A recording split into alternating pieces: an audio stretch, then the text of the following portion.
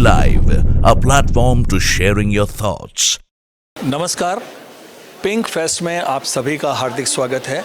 जैसा कि आप सभी जानते हैं कि लगातार पिंक फेस्ट में अलग अलग टॉक शो हो रहे हैं और आज हम अंतिम दिन जो टॉक करने जा रहे हैं उसमें विविधता में एकता, जो कि हमारे भारत देश की पहचान रही है कि हम अलग अलग प्रांतों में रहकर भी, अलग अलग जातियों में बढ़ते हुए भी हम एकता के एक धागे में पिरोए हुए हैं। सरदार वल्लभ भाई पटेल की 150वीं जन्मशती समारोह जो है वो 31 अक्टूबर को आयोजित किया जाएगा। उसी पर आज हम चर्चा करेंगे और हमारे साथ चर्चा के लिए पूरे राजस्थान या यूँ कहें कि जयपुर में रह रहे सभी प्रबुद्ध लोग हमारे साथ मौजूद हैं। तो सबसे पहले मैं चर्चा की शुरुआत करूँगा हनुमंत सिंह फौजदार जी, जो भारत भारती के यहाँ पे सह कोऑर्डिनेटर हैं। हनुमंत सिंह जी, आपसे सबसे पहले जानना चाहूँगा कि ये चीज़ आप लोगों के दिमाग में सबसे पहले कब आई कि हम इस तरह जो विविध प्रांत के लोग एक ही राज्य में या एक शहर में रहे हैं उन सबको एक सूत्र में पिरोएं। ये इसकी शुरुआत कैसे हुई? सभी को सादर नमस्कार।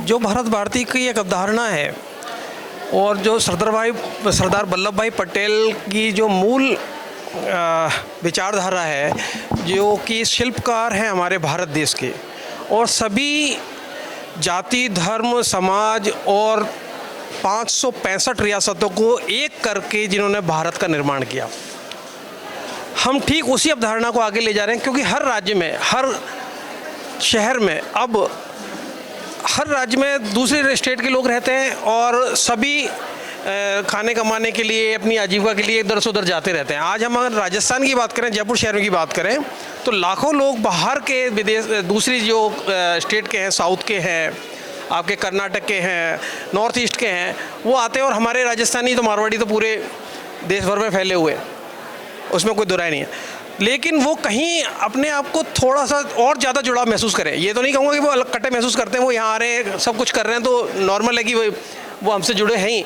लेकिन पूरे देश में हम इस चीज़ को चला रहे हैं कि वो आदमी यहाँ पे अपने आप को अलग महसूस नहीं करे, हमारे सांस्कृतिक आदान प्रदान हो, खान पान आदान प्रदान हो। इस विचारधारा के साथ भारत भारती 150वीं जो वर्षगांठ है हमारे सरदार वल्लभ भाई पटेल शिल्पकार भारत के, उसकी अवधारणा, उनकी विचारधारा के साथ ये हम प्रोग्राम करना चाह रहे हैं भारत भारती का, और इसको हम सफल करना चाहते हैं आप सबके सहयोग से। बिल्कुल आपने सही कहा कि अलग अलग राज्यों के जो लोग एक ही शहर में एक ही साथ रह रहे हैं, उनको एक बार जोड़कर और एक नए दिशा में, एक नए भारत का निर्माण करने की शुरुआत कर रहे हैं। हमारे साथ हैं रोहित प्रधान जी, जो व्यवसाय से तो चार्टर्ड अकाउंटेंट हैं, लेकिन आप एक लेखक भी हैं, समाज से जुड़े हुए भी हैं, और पाथेकण जो पत्रिका आती है उसकी देखरेख में भी आप पूरा काम कर रहे हैं। तो रोहित जी, मैं आपसे जानना चाहूँगा कि जैसे कि आप पाथेकण को देखते हैं और उसमें भी आप अलग अलग विषयों पे लेखन की प्रवृत्ति रहती है, लिखते रहते हैं, तो उसी संदर्भ में आपने ये जानना चाहूँगा कि जो भारतीय सांस्कृतिक वैभव का जो ताना बाना पिंक फेस्ट में हम लोग कर रहे हैं, तो क्या कहीं ना कहीं इससे जुड़ाव और लगातार जो यहाँ पर अन्य राज्यों के लोग रहे हैं उनके लिए आप किस तरह सोचते हैं, क्या देखते हैं आप? तो पहले तो मैं बताना देना चाहता हूँ कि पाथेकण जो पत्रिका है, वो पत्रिका देश में जो राजस्थान जो स्पेशली है उसके एक एक गाँव के अंदर जाने की प्रवृत्ति उस पत्रिका की है। बहुत कम सब्सक्रिप्शन हम उससे लेते हैं और हमें चाहते हैं कि हमारे पास अभी 1,75,000 सब्सक्राइबर हैं, जो किसी भी शायद मैगजीन के नहीं होंगे। 1,75,000 सब्सक्राइबर, जिसमें बहुत आयत राजस्थान की है, पर ग्रामीण के एकदम बहुत जो नीचे तक का स्तर है ग्रामीण में, वहाँ तक भी वो पत्रिका जाती है। पत्रिका का स्वरूप ऐसा रहता है कि वहाँ पर जो भी राष्ट्र भावना है उससे संबंधित न्यूज़ वहाँ पर आए। कुछ न्यूज़ ऐसी होती हैं जिनको अगर आप देखेंगे तो वो है ना, उसको चेंज कर दिया जाता है या बदलाव कर दिया जाता है, या कुछ अलग तरह से जो भी व्यक्ति है वो अपने हिसाब से उसको बना देता है। उसका सत्य क्या है वो दिखाने का उसमें हम प्रयास करते हैं, जैसे पाक्षिक पत्रिका चलाते हैं। और जो हम सद्भावना की बात अगर हम करते हैं तो सद्भावना में हम लोग उसमें ये पूरा, उसमें हमारा जो मोटिव है वो रहता है कि हम वर्ष भर में उसको एक पैटर्न पे चला रहे हैं। जैसे हम समरसता पे चला रहे हैं अभी उसको, तो समरसता में ये होता है कि सबसे बड़ी बात जो भारत की विशेषता, जो हम विविधता कहते हैं, तो आप ये देखिए कि हम लोग है ना बहुत इजीली ये बोल देते हैं कि ना भारत में ये नहीं हो रहा है, वो नहीं हो रहा है, या हम कमियां निकालने में बहुत एक्सपर्ट है इस मामले में। पर आप सोचिए कोई भी ऐसा देश या ऐसा कोई भी, आप जाएंगे यूएस जाएंगे, यूके जाएंगे, उनके पास एक भाषा है। यहाँ पर हमारे पास भाषा छोड़िए बोलियाँ इतनी हैं, आप 200 किलोमीटर चले जाइए, आपका दिवाली बनाने का तरीका बदल जाएगा, आपका ना रहन सहन खान पान, आपकी छोटी छोटी चीज़ें सब कुछ बदलेगा, बोली बदलेगी, भाषा बदलेगी। उसके बाद भी कोलैबोरेटिवली चलाना किसी देश को ये बहुत ईजी टास्क तो है ही नहीं।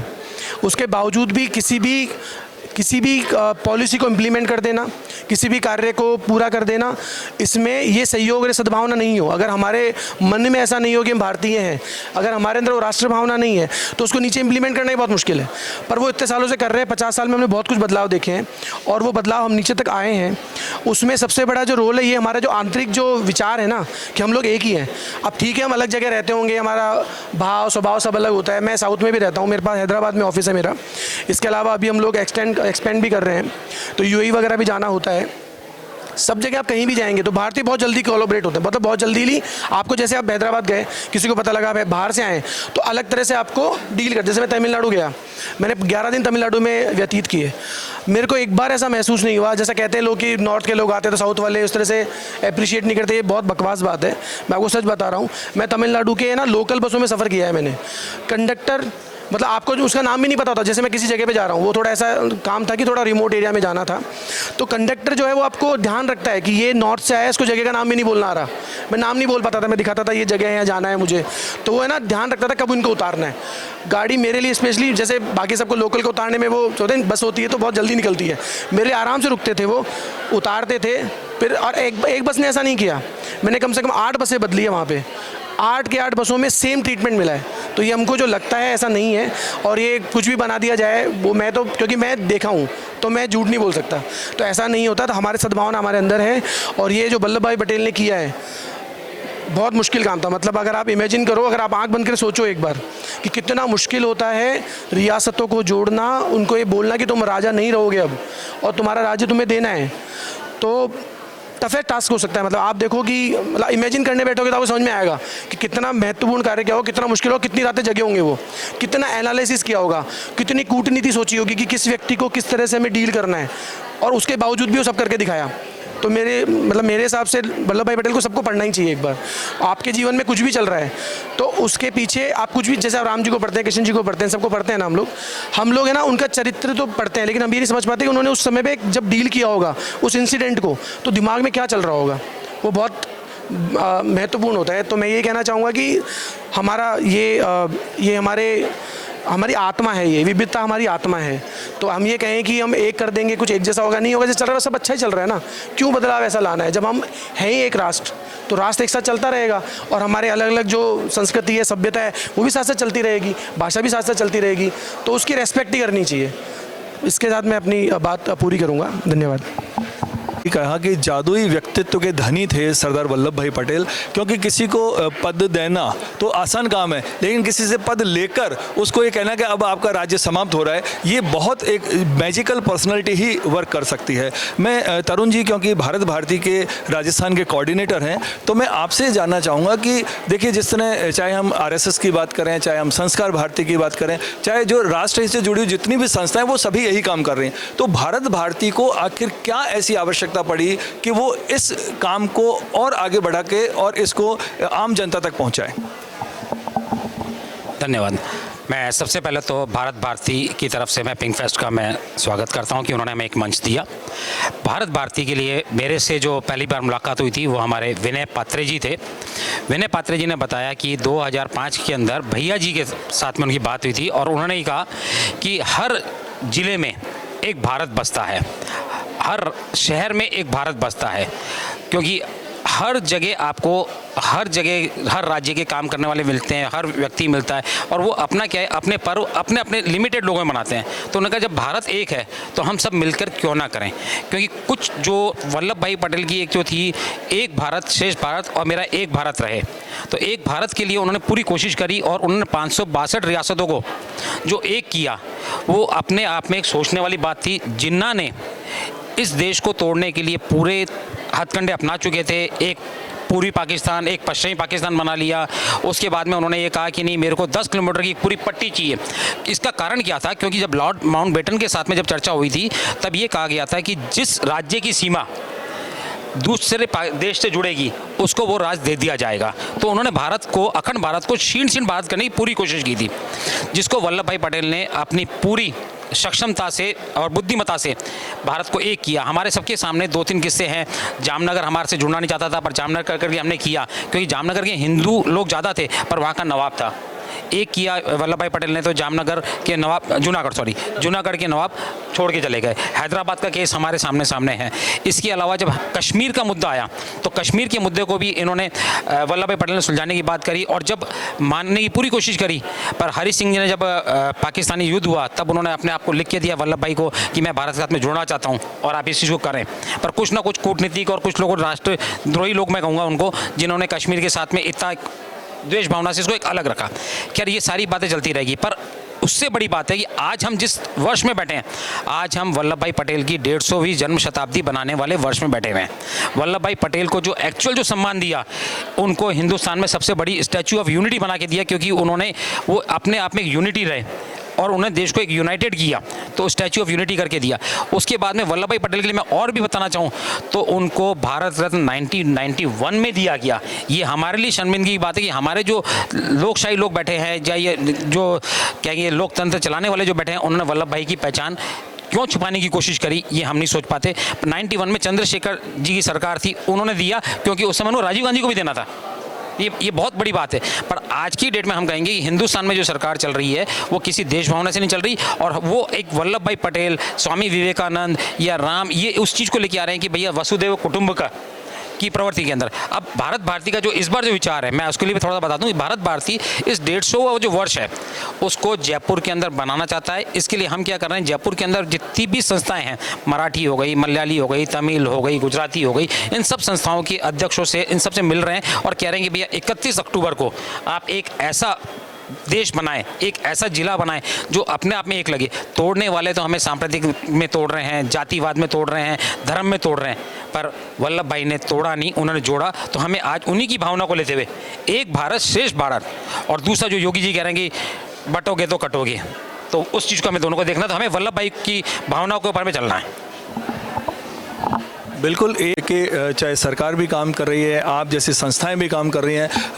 प्रोफेसर रोहित जैन हमारे साथ मौजूद हैं। रोहित जी, आपसे सुबह एक टॉक में चर्चा चल रही थी, आपने कहा था कि अगर इंडिया है तो वो सिर्फ अंग्रेज़ी को लेकर चलती है और भारत है वो विविधता में एकता की प्रतीक है। तो आप क्या मानते हैं कि जो भारत है, आज जो लोगों में पाश्चात्य सभ्यता लगातार बढ़ती जा रही थी, लेकिन अब धीरे धीरे वापस हम भारतीयता की ओर आ रहे हैं, तो आपको क्या लगता है कि युवाओं को सबसे पहले हमको किस रास्ते पे कैसे लेकर जाएं कि वो इंडिया से भारत की ओर वापस आएं? बेहद समसामयिक प्रश्न है। हम एक गीत गाते हैं कि भारत का स्वरूप कैसा हो, तो हम कहते हैं कि कंठ है करोड़ों गीत एक राष्ट्र का, रंग है अनेक चित्र एक राष्ट्र का, रूप है अनेक भाव एक राष्ट्र का, शब्द है अनेक अर्थ एक राष्ट्र का, चेतना समग्रता समानता रहे, देश में चरित्र की महानता रहे। आप देखिए, आज़ादी के समय, सबसे पहले मैं वल्लभ भाई पटेल पे आता हूँ कि आज़ादी के समय जिस भारत को हम उत्तर से लेकर दक्षिण तक और पूर्व से लेकर पश्चिम तक देखते हैं, क्या आज़ादी के समय भारत इसी तरीके से अंग्रेज़ हमें दे के गए थे? क्या अंग्रेज़ हमें इसी तरीके से दे के नहीं गए थे?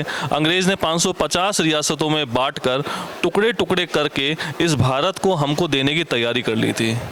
लेकिन एक व्यक्ति था, मैं कहूँगा कि भारतीय राजनीति में चाणक्य के बाद यदि किसी व्यक्ति का स्थान है तो लौह पुरुष वल्लभ भाई पटेल का है, जिन्होंने अपनी बुद्धिमत्ता से 550 रियासतों को एक स्वरूप में लाकर एक भारत को वापस पुनर्स्थापित करने का कार्य किया।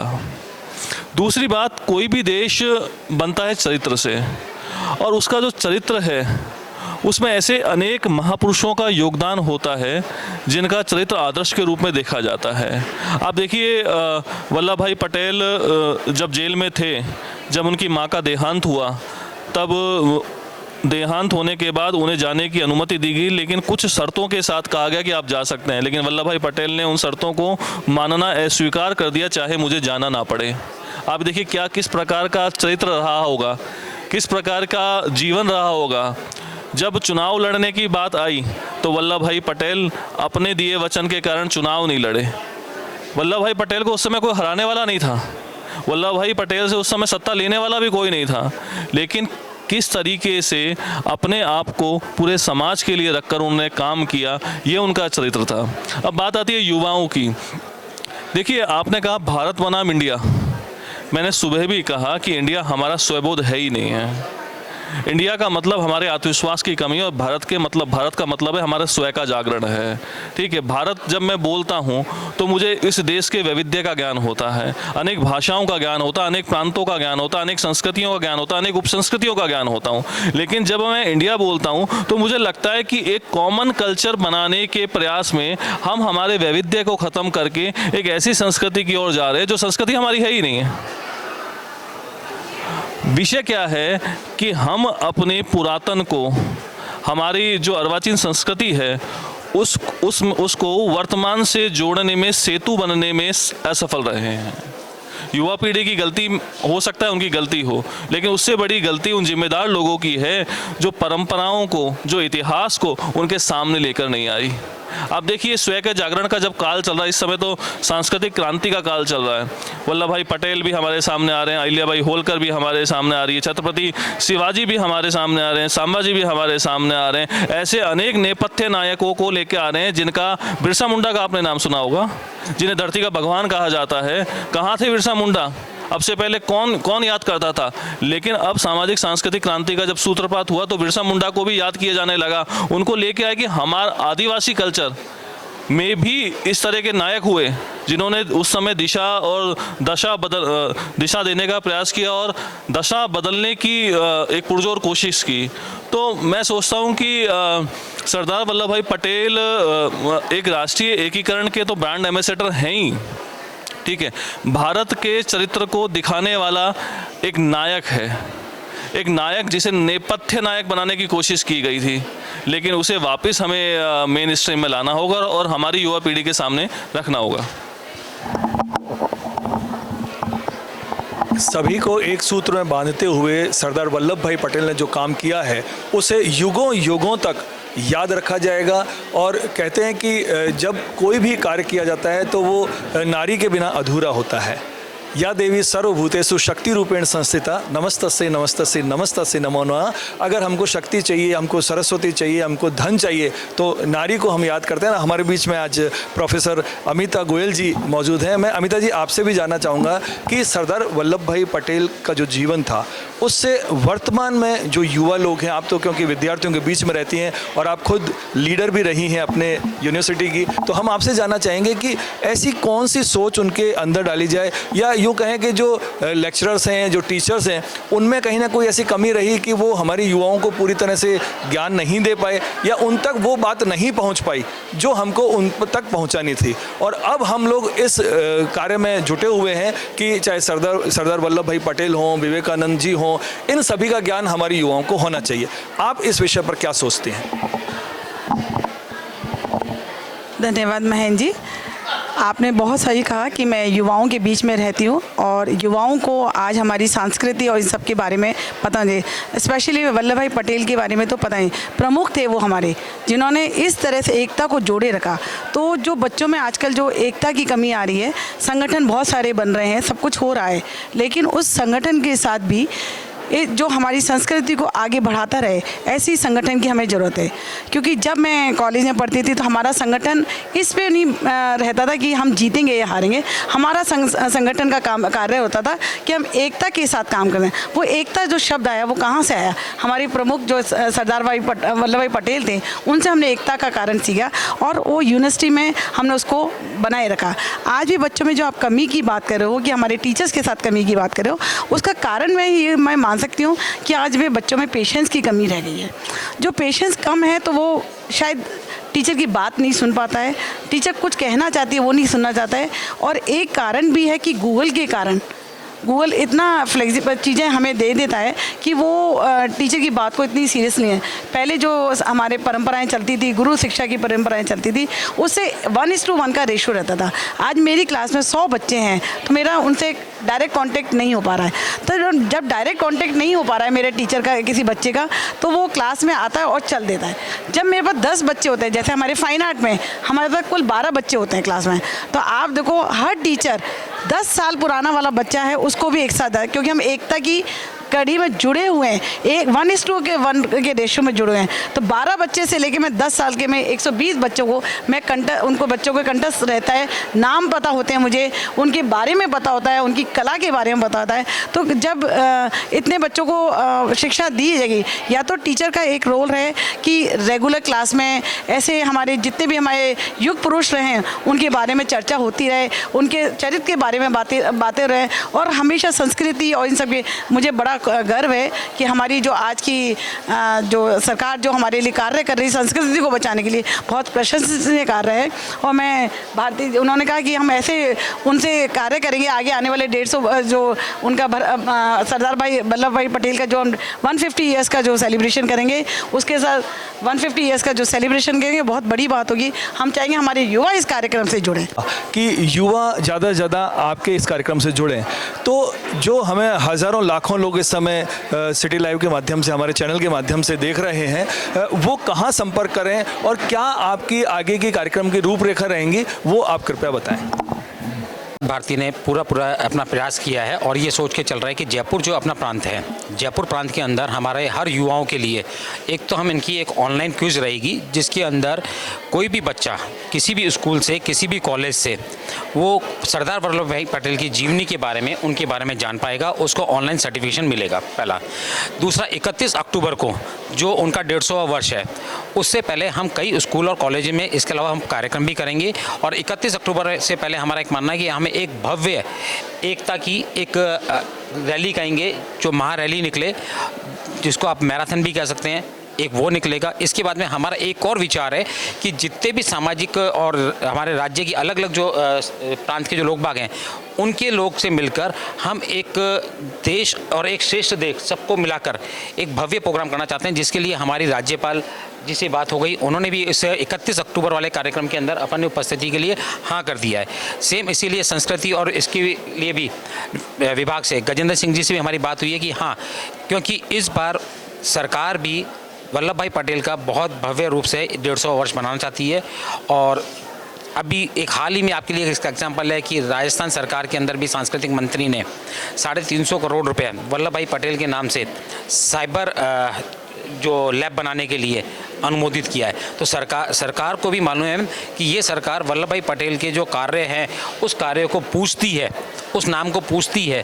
तो हम भी चाहते हैं कि अब ये सरदार वल्लभ भाई पटेल जो किसी समय पे लुप्त हो गए थे या जिसको बताया नहीं जा रहा था, इतिहास में दबा रखा था, अब उसको भारत भारती संस्था और बाकी सारी संस्थाओं के साथ में मिलकर हम इस वल्लभ भाई पटेल का एक भव्य चरित्र सबके सामने रखना चाहते हैं, जो सत्य से जुड़ा हुआ होगा और लोगों के अंदर ये भावना है कि हम जहाँ हैं। जैसे एक छोटा सा एग्जांपल देता हूँ, आज की डेट में एक आपके पास में टीवी पे 99% लोग देखते होंगे, 90% जो भी हैं गोकुल धाम देखते हैं।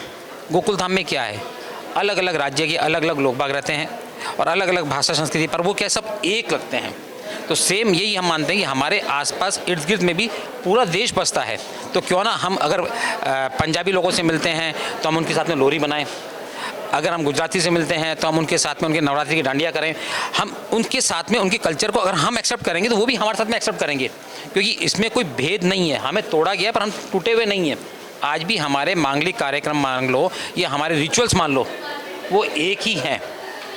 तो हमें तोड़ने वाले हमारे जब कोशिश पूरी करते हैं, पर हम वल्लभ भाई पटेल या इससे पहले कि हमारे जो बोले वो संस्कृति हमारे रग रग में बसी हुई है। अब इस रग रग में बसी हुई संस्कृति को हमें आगे वाले युवाओं को देना है और उसके लिए हम सबकी जिम्मेदारी है कि हम जो भी कर सकते हैं देश को एक रखने के लिए, एक करने के लिए, वो हम करें मिलके। गुजरात में गरबा और या नवरात्रा का जो सेलिब्रेशन है, तो इसके लिए संस्थाओं को एक करना चाहिए कि एक्सचेंज प्रोग्राम कंटिन्यूएशन में करें, जिससे अगर गुजरात की संस्कृति को जाने तो राजस्थान का बच्चे को हर चीज़ पता हो कि गुजरात की संस्कृति क्या है या पश्चिम बंगाल की संस्कृति क्या है। इन संस्कृति को जब एक दूसरे की जानेंगे तो शायद एकता अपने आप में ही राष्ट्र एक हो जाएगा। तो अभी जो हमारे एक्सचेंज प्रोग्राम की कमी रहती है वो शायद मुझे लगता है कि वो प्रोग्राम कंटिन्यू है। अभी ABVP के एक प्रोग्राम हुआ था जिसमें हमारे ईस्ट एरिया से मेघालय, त्रिपुरा, नागालैंड से कुछ बच्चे आए थे। तो जब वो बच्चे हमारे यहाँ आए तो उन्होंने केवल राजस्थान का नाम सुना था कि राजस्थान क्या होता है, डेजर्ट, ऊँट, जब लेकिन वो जब जयपुर आए तो उन्हें ना तो राजस्थान में ऊँट दिखा, ना रेगिस्तान दिखा, और वो हमारे परिवारों के बीच में रह के गए। तो उनको बड़ा अच्छा लगा कि उन्होंने हमारी संस्कृति, हमारे खान पीन को जाना, हमारी संस्कृति को जाना, हमारे कैसे घरों में माहौल रहता है सबको जाना। तो ये अगर ये हमारी आप लोगों से ये आग्रह है कि अगर ये संस्थाएं हमें कुछ बच्चों के लिए करेंगी तो शायद एज एन आर्ट एजुकेटर मैं समझती हूँ ये सब चीज़ होना चाहिए। Thank you sir. हाँ, तो इतना रहा कि मैं जब ये बातें सब सुन रहा था तो एक बात मुझे बहुत जो समझ में आती है कि जब भी हम कभी जाते हैं किसी और सिटी में घूमने जाते हैं, जैसे मैं हैदराबाद घूमने जा रहा हूँ, या मैं बॉम्बे घूमने जा रहा हूँ, या मैं जम्मू कश्मीर घूमने जा रहा हूँ, हम नॉर्मली होटल लेते हैं। होटल के बाद उसके जो साइट सीन है वो करते हैं और आ जाते हैं। हम उसमें से इतर करते हैं। हम लोग कभी भी है ना होटल नहीं लेते, हम लोग होम स्टे लेते हैं। उसमें होम स्टे का मोस्टली होम स्टे में ऐसा होता है कि नीचे वो रेजिडेंट है वो खुद ही रहते हैं, ऊपर आपको रहने को मिलता है। उसके बाद है ना, जब तक आप उनके कल्चर को जानने का प्रयास नहीं करोगे, अगर आप क्वेश्चन पूछो कल्चर के बारे में, उनको बहुत मज़ा आता है बताने में। अभी क्या होता है, जब आप टूरिस्ट प्लेस पे जाते हो तो आपके हिसाब से ढले हुए होते हैं, लेकिन जब आप टूरिस्ट प्लेस में नहीं जा करके उनके घरों में रहते हो या घरों में जाते हो, जैसे हम लोग संघ परिवार वाले लोग हैं तो हम तो घरों में ज़्यादा जाना होता ही है। तो संघ परिवार में घरों में जाते हो, उनसे पूछते हैं कि ये आपने कैसे बनाया, ये आप कैसे बनाते हो। इसमें जैसे फिल्टर कॉफ़ी में चिकोरी होती है, मुझे बहुत दिनों से नहीं पता था, पता लगा कि उसमें चिकोरी होती है, 2 चीज़ डाल के वो फिल्टर कॉफ़ी बनती है। तो मुझे ये सब नहीं पता था, लेकिन जब आप जाओगे घरों में घुसोगे, घरों के बारे में उनसे पूछोगे ये आपने कैसे बनाया, तो हमारे घर में चावल बनता है, उनके घर में चावल बनता है। आपके घर में चावल का मार निकाल देते हैं, उनके घर में चावल का मार नहीं निकलता। पूरा चावल पूरा जब तक उबलेगा नहीं, वो पानी नहीं पी जाएगा, तब तक उसको वो नहीं खाएंगे। तो वो फ़र्क होता है। इसलिए उनके यहाँ कॉन्स्टिपेशन नहीं है, हमारे यहाँ कॉन्स्टिपेशन है। हमको लगता है ऐसे कैसे हो जाता है। तो उसमें ऐसा होता है कि जलवायु का कारण तो यही है। उसके बावजूद भी क्योंकि हमने घरों में आना जाना शुरू नहीं किया, वहाँ से मिलना जुलना शुरू नहीं किया, होम स्टे लेना शुरू नहीं किया, जैसे आप ये करना शुरू करेंगे ना, आपको समझ में आएगा कि किसी भी आज मेरी संस्कृति के बारे में पूछोगे ना, मुझे बहुत अच्छा लगेगा बताने में। कोई मुझे चूरमा बाटी दाल कैसे बनाते हैं तो मुझे बहुत अच्छा लगता है बताने में। आप क्या कैसे रहते हैं तो बताने बहुत अच्छा लगता है। तो कनेक्शन ऐसे बनता है। आप सिर्फ बाहर से देख के आ जाओगे ना तो कनेक्शन नहीं बना पाते। तो वो एक शुरू मेरे को लगता है ऐसा में करेंगे तो उससे बहुत फ़र्क पड़ेगा।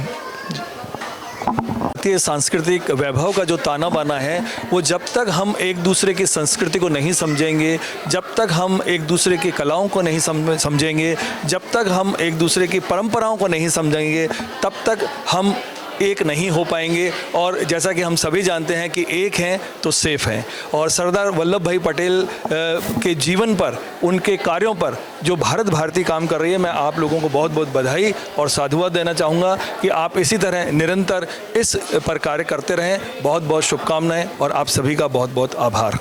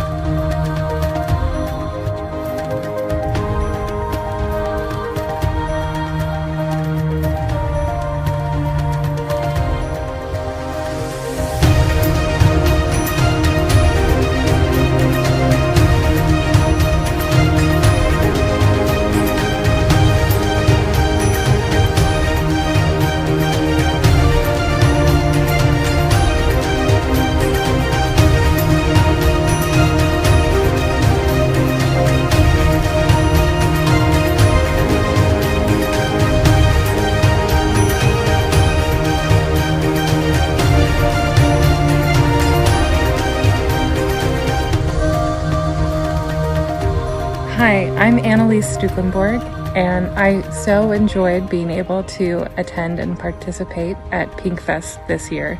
It was an incredible experience to be with so many artists from all over India and international artists as well, across discipline. It was inspiring, to say the least, to see all of the work, and the panel discussions brought a lot of interesting topics to the forefront and led to great conversation.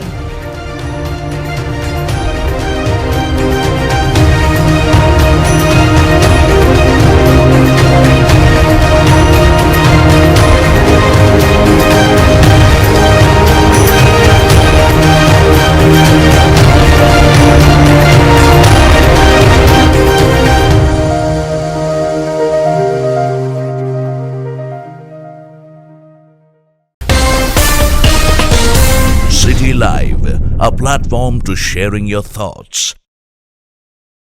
Our effort is provide a platform to sharing ideas and thoughts to make community strength and recognition for companies and individuals implementing outstanding initiatives across the world. Through this platform, our endeavor will be to make dialogues with global community, welcoming people from every discipline and culture who seek a deeper understanding of the world. We believe passionately in the power of ideas and thoughts to change attitudes, lives, and ultimately the world. City Live, a platform to sharing your thoughts.